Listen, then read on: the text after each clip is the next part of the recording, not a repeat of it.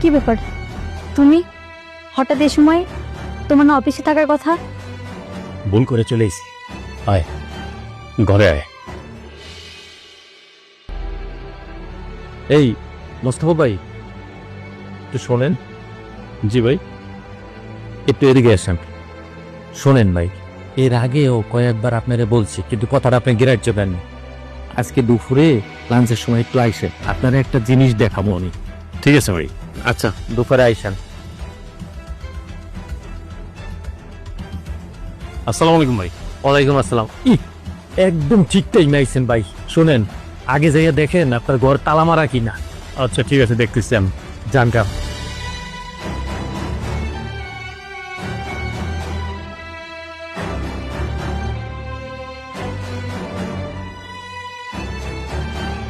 ভাই ভাই, ঘর তো তালা মারা।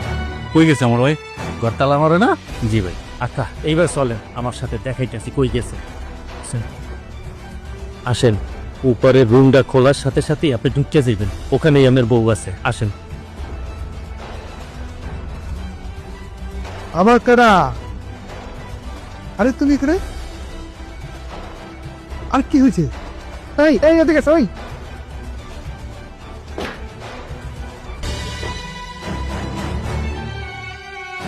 কি ব্যাপার তুমি হঠাৎ এই সময়? তোমার না অফিসে থাকার কথা? ভুল করে চলে এসেছি। আয় ঘরে আয়।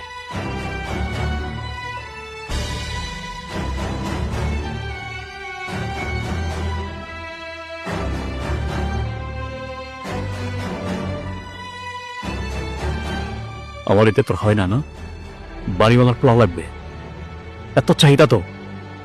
যা ওই বাড়িওয়ালা পোলার কাছে যা, কালকে আমি তোরে তালাক দেব।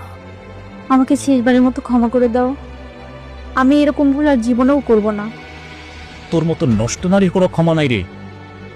আরে তোরে যদি আজকে ক্ষমা করি না, তোর মতন এরকম হাজারটা নারী নোংরামি করতে সাহস পাবে। আর এই শোন, এই তোদের মতন মেয়েদের কারণে ছেলেদের বিশ্বাস উঠে যাচ্ছে নারী জাতির প্রতি। বড় লোকের ছেলেরা না নারী দেখে রঙ্গলি নাচাতে পারে, তাদেরকে ঘরের বউ করে না। এই কথাটা মনে রাখিস।